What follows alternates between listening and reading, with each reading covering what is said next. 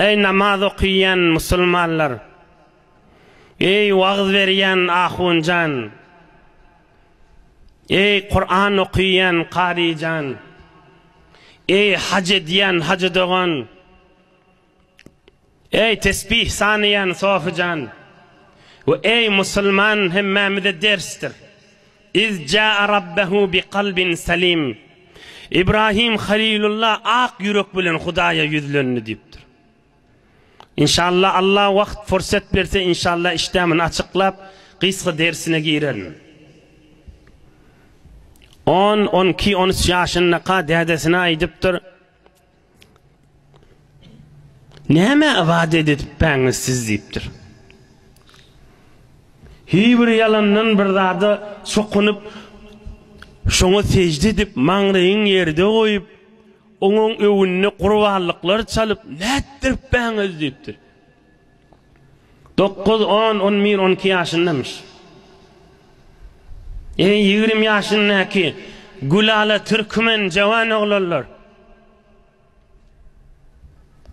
25 yaşındaki merd oğlan, 30 yaşındaki, 40 yaşındaki, doğru Allah'ın dostu İbrahim Halilullah. Ama eyyamiz bunu kudret kelamına Kur'an-ı Kerim'de getiriptir. Bizlere ders olur yani. İbrahim Halilullah dua ediptir. Hudaya meni ağzısın innikile deyiptir. Bunu da inşallah işte açıklayacak. Allah nasip etse. Gelip Kur'an-ı Kerim'de Allah'ın kelamı gelip Türkmen ilin içine devri ahir zamanın içine bir büyük insanın adı tutuluptu. Allah Zülcelal eyyamden dileyen İbrahim Halilullah'ın nurlarının, bereketinden, faizlerinin bizim üstümüze yağdırsın. Allahümme amin.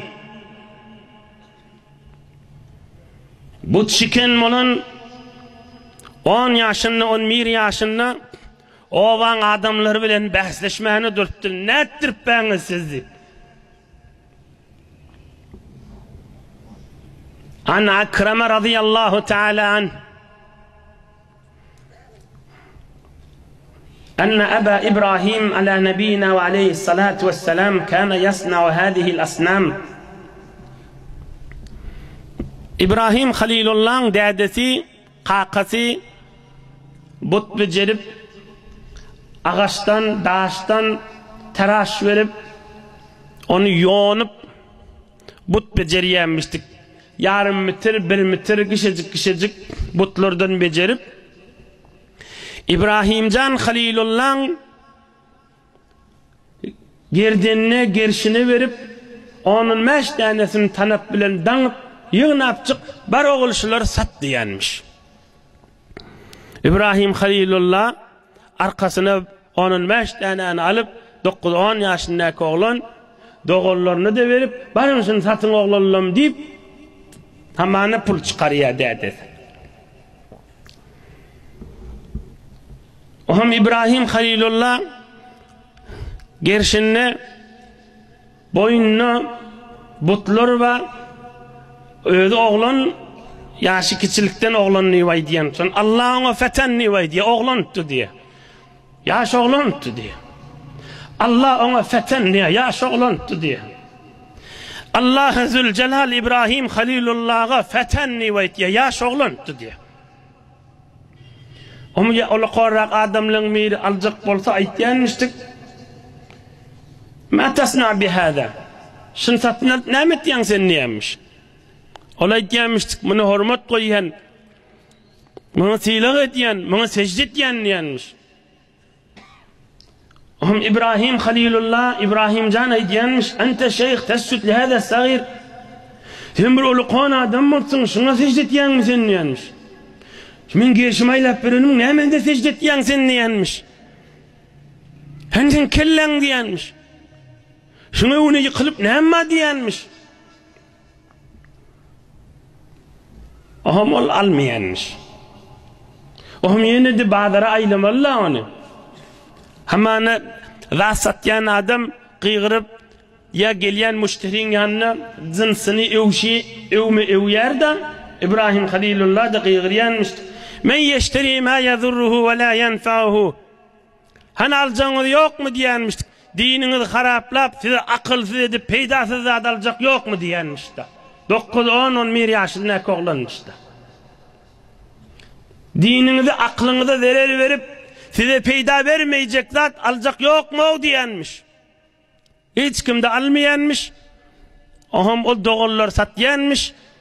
Ama İbrahimcan Halilullah Allah'ın dostu. Bunun hiç kim almayanmış.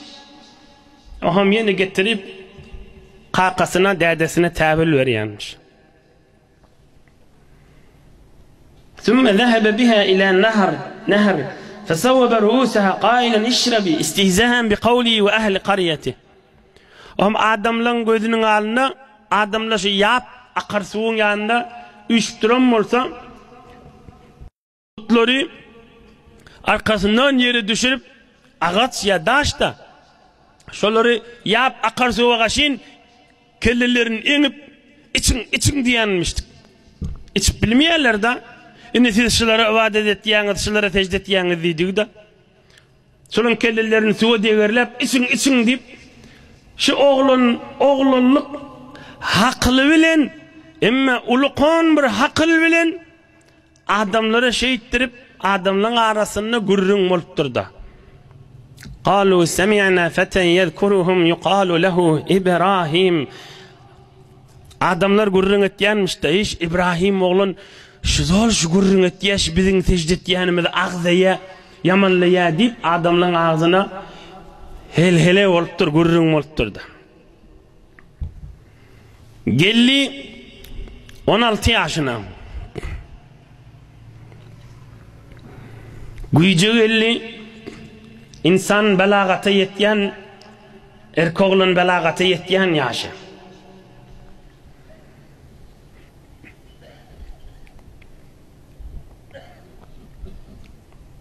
فنظر نظرة في النجوم فقال إني سقيم فتولوا عنه مدبرين. Bana ulamalar 16 yaşındadır diye ya berrak ya anırrakta. Yani 16 yaştan yukarı değil olmalı. Anırsı 16 yaşta in ulukan yaşırsa. Oğullarının adamları yılla bir gün düze çıkıp hoşluk günümüz deyip gityenmiştikler. Aham İbrahim Can'a da yürsen ne deyiptirler. Aham asmani yıldızları vezzaptır. Ay men havam yok deyiptir. İnne Kur'an-ı Kerim. Fenazara nazraten fin nucum yıldızları vezzaptır. Ay men havam yok deyiptir. Yıldızları vezzaptır. Ay men havam yok deyiptir. Yıldızlar ay diye bana gitme diye yo uğurunları yok ha. Bir oğlun yaşında yaşı küçük vaktinde şu adamları belletmeyeni galıp da bir yol bilen botları pir edecek boldu da.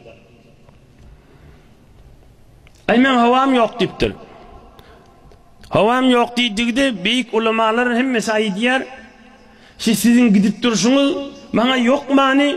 Sen men kellama ağırt diye sizin gidişiniz deydigi diye de. Hem adamlar bolya deyiptir, havam yok bolsa deyip gidiptirler. İbrahimcan Halilullah galiptir. Feraga ila alihetihim fekale ala te'kulun. Feraga deydigi Arap dilinde bir çemarap kafattan yol tafip butlun arasına bardı deydigi da.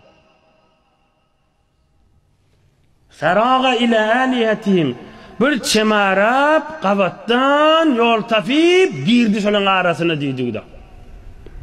Arap diline şuna raga diye. Bir kafattan yol tafip havluk mancık derin oğlan yol tafip bir yana girseydi. Onun evlerini butlun evini yer içer zatlar bağ olmalı, imel içmeli zatlar. Näme siz iýmeýäňiz şeler diýipdir. Ine Kur'an-ı Kerim. Ma lekum la tantiqun. Hum şu butlar aýtdy, näkipläňiz aqsyz diýipdir. Faraga aleyhim darben bil yemin. Ulukun güýjüniň ýetjeginden bir paltawamış eline, sag eline alyp bar ýok güýjü bilen ıňdaryp bir pitir etmäge durtdurdy. 15-16 ýaşyndaky Allah'ın dostu İbrahim can. Faraga aleyhim darben bil yemin, tamam güýjü bilen palta bilen vurup bir pitir etipdirdi. Innimin uzak kamil gurrunna hemmemiz bilýäs. Ve odal Suriye Enbiya'da da geçti. Şu Allah kanısını dövmeni koyuptur o. İnne Kur'an-ı Kerim şuunki mübarek ayetler okuyup verin. فَاَقْبَلُوا اِلَيْهِ يَزِفُونَ Adamlı gelttirle, görteli dövük, butlu olan hudayl diyerleri, sozip gelttirle İbrahim Halilullah'ın yanına.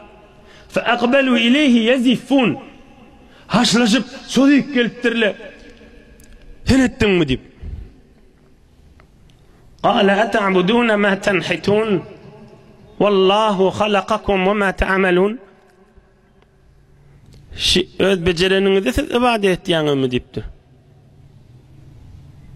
Hem öz dövülmeden, bir pitir olmadan, neme evine geçmediler özleri deyipdir. Meni evine geçip bilmediler deyipdir. Hem mestargat deyipdir. Ve Allah Zülcelal sizi yarattı ve alem cahanı yarattı ve sizin becerin zadınız da yarattı. Hemmemizin eyyamiz Huday dediği de. Butun da eyyesi Huday, adamın da eyyesi Huday, cının da eyyesi Huday. Halık ve Malik Allah Zülcelal ki deyiptir. Ahum bilar aydıptır. Qalu bunu lehu bunyanan fealquhu fil cahim. Mor divar çekin deyiptirler. Gün hayat için odundan doldurup manzanik menen zanaylin deyiptirler. Gün hayat daşı divar içi odundan noli ot yakıp oklar manzanik bilen deyiptirler. فَأَرَادُوا بِهِ كَيْدًا فَجَعَلْنَاهُمُ الْأَسْفَلِينَ Ve İbrahim Halilullah'ni horlacaktılar, belki yakacaktılar. Allah Zülcelal diye İbrahim Halilullah'ni ki yakmadık. Oda emrettik, savuk bol, selamet bol. İbrahim Halilullah'ni yakma dedik. Ve İbrahim Halilullah beyik bolli, piruz bolli.